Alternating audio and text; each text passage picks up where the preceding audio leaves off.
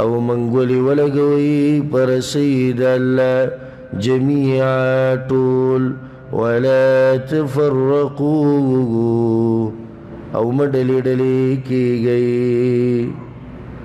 او دې ځکه الله سبحانه وتعالی امت ته یو ډېر اهم ادب بیانوي. هغه ادب د څه دی؟ ادب د اتفاق، د اتحاد، چې ای مسلمانانو راشئ واعتصموا منګولې ولګوئ بحبل الله په رسۍ د الله جميعا ټول. رسۍ د الله د دې نه مفسرین دلته ډېرې خبرې بیانوي. دا یو فایدې د ساتئ په تفسیر کې چې اختلاف راشي هغه په دوه قسمه یا داسې اختلاف چې د یو بل سره ټکراو وخوري. لکه مثال یو صحابي ووایي چې دلته مراد لکه د مس نه مراد ښځې له لاس وروړه، بل وایي نه د دې نه مراد د ښځې سره کوروالی. دلته اوس مسله بلکل بدلیږي. نو د یو بل سره ټکراو خوري که نه خوري؟ خوري. بیا به ته ګورې نور دلایل نور مسایل چې کومه خبره به پکې زورورئ. دویم هغه اختلاف ته چې هغې ته اختلاف تنوع وایي. یو شان خبره ده خو لږ لږ معمولي جدا، نور مقصد هم دغه دی. لکه اهدنا الصراط المستقیم، یا الله موږ ته وښیه لاره کومه نیغه. بعض وایي مفسرین وایي لاره نیغه قرآن او حدیث، بعض وایي لاره نیغه اسلام راته وښیه، بعض وایي لاره نیغه د پیغمبر طریقه راته وښیه، بعض وایي لاره نیغه توحید راته وښیه. دا ټولې خبرې یو بل سره برابر دي. د یو بل سره ټکراو خوري؟ نه ټکراو نه خوري. دې ته اختلاف تنوع وایي، هغې ته اختلاف تضاد وایي. همدغه شان دلته مسله ده. رسۍ د الله قرآن، راشه منګولې ولګوه په څه باندې؟ په قرآن باندې. راشه منګولې ولګوه په اسلام باندې. راشه منګولې ولګوه په وحي باندې. ټولې خبرې پکې دننه راځي. نو دا قرآن دا یو رسۍ ده، یو پړی دی چې الله راکوز کړی دی دنیا ته. ځکه یو حدیث کې دا راځي چې چا ونیو هغه به بچ شي. دا پړی چې چا ونیو بچ به شي. ځکه چې پړی ونیو رابطې د کوم ځای سره شوه؟ اسمان سره شوه که او چې دا پړی دې پرېښو نو راوبولېږي او ملا تیر به دې مات شي. اتفاق، اتحاد، لار. لنډه خبره اکثر د عوام راشي د تپوس کې د علما ولې نه یو کي اختلافات هم جوړ کړي. مو خو دا الحمدلله دقه اواز لګو چې راشي اتفاق راولو. راځي اتفاق او اتحاد راولو. او مړوي دا غټي خبرې دي، دا اوس څنګه به راځي؟ نه نه، لنډه خبره اعتصموا بحبل الله جميعا ولا تفرقوا. خبره ختمه شو. خو خبره ختمه شو د هغه چا دپاره چې زړه صفایي او دا خبره ختمول غواړي. خو چې څوک اختلاف ته رحمت وایي هغه به ختم کړي نو بیا دا بله فایده یې د ساتئ. دا بعض وایي اختلاف په امت کې دا څه دی؟ دا رحمت دی او برکت دی. ورته وایي الله دې دا رحمت ستا په کور کې مرووری چې ستا دا بچي م ټول د یو بل سره اختلافات پیدا کړي او تا او ستا دا بچي دې م الله د یو بل سره په جنګ کې او ستا دا رونه دوی دې م الله اختلافات پیدا کړي چې دا رحمت او برکت لږ ستا په دې کور کې م راوورېږي که نه. ته څه وایې تا ته به وایي څه به ګډوډ ورسره خیري څه لکې نو د خپل کور دپاره دا رحمت نه غواړې او د امت دپاره غواړې. چېرته د عقل خاوند دا خبره کولی شي په امت کې اختلافات دا د رحمت سبب دی او دا رحمت دی؟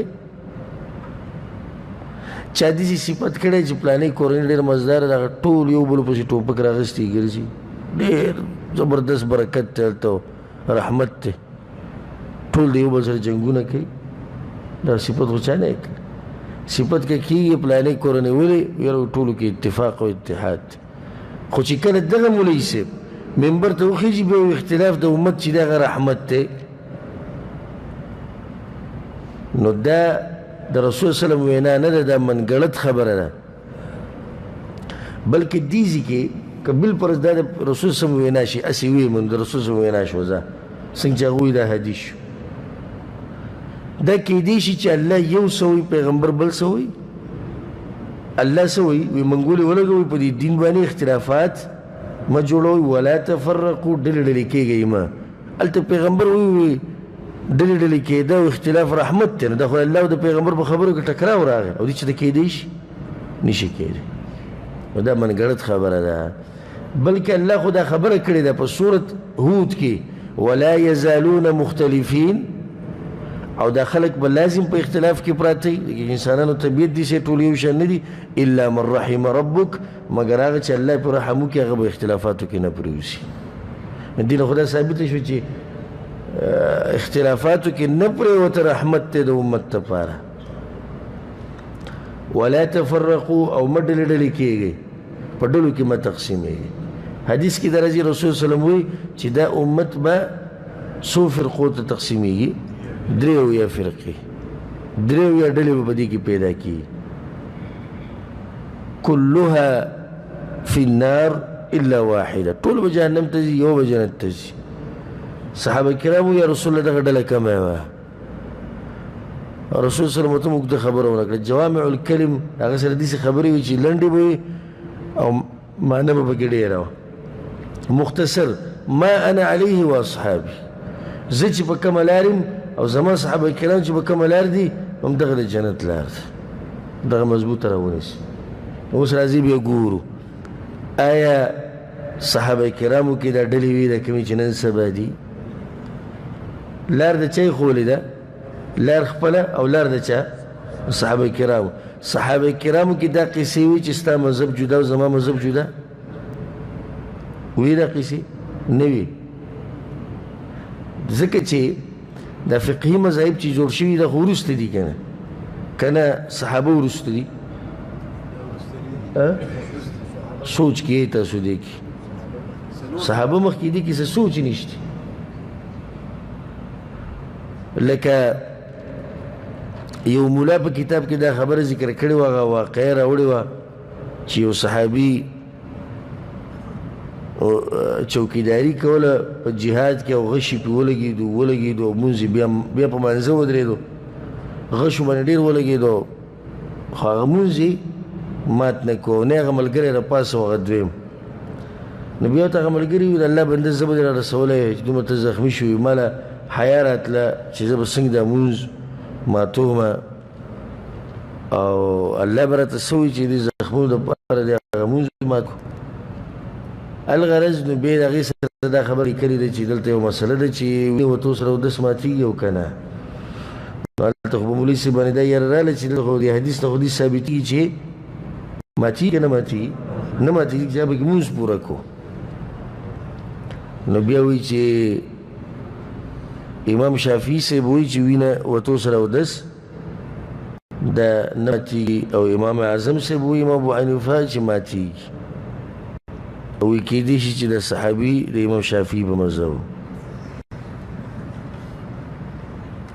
کېدی شي صحابي د چا په مذهب امام شافعي دا اوس ناشنا خبره صحابي ته وګوره او امام شافعي تقریبا 1.5 سوه هجرۍ کې پیدا شوی که مړ شوی پیدا شوی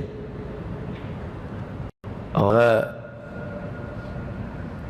د هغه په مذهب شو هغه صحابي چې هغه مشر دی او هغه ټیم له مړوم دی قبر کې پروت دی په مذهب دی امام شافعي په مذهب او دغه ټیم کې امام شافعي پیدا شو او هغه قبر کې پروت دی څنګه دی دغه مذهب باندې شو د الله نه ګیره پکار دی دا بس خبرې دي چې بالکل خلک وایي که نه داسې دروغ چې موږ ته په سترګو کې ډکې رامنډي سترګو کې ډکې رامنډه مطلب یې نه زه خیرم ده بیا مو وینا داسې نه ده نو لار د جنت هغه یوه ده ما انا علیه واصحابي ډلې د تفریقې د تنظیمونه د په اسلام کې نشته کله ناکله داسې یو تنظیم وي چې د هغه یو خیري کار هغه هېڅ خبره نه لکه دلته په سعودي عرب کې ډېر داسې جمعیات شته چې لکه دا پلانې جمعیه د دوی کار د دې کار سره دی، دوی کار دې کار سره، دوی کار یعنې هغوی خپل یو کار خو د دې جمعیت په بنیاد باندې الولا والبرا عقیده به نه ساتي چې څوک زموږ سره یې دا صحیح مسلمان دی، چې څوک د دې نه بهر یې دی څه دی، دی صحیح مسلمان نه دی. الحمدلله زمونږ هغه امام چې دی رسول صلی الله علیه وسلم دی او ډله زمونږ هم دغه ډله او چې څوک هم د فرقو طرف ته او د اختلافاتو طرف ته بلنه کوي د هغې طرف ته چغې وایي موږ د هغه خلکو خلاف یو، بلکې موږ دا وایو چې راځئ اختلافات ختمو، اتحاد او اتفاق پیدا کوو. الله سبحانه وتعالی دې دغه اتحاد او اتفاق پیدا کړي.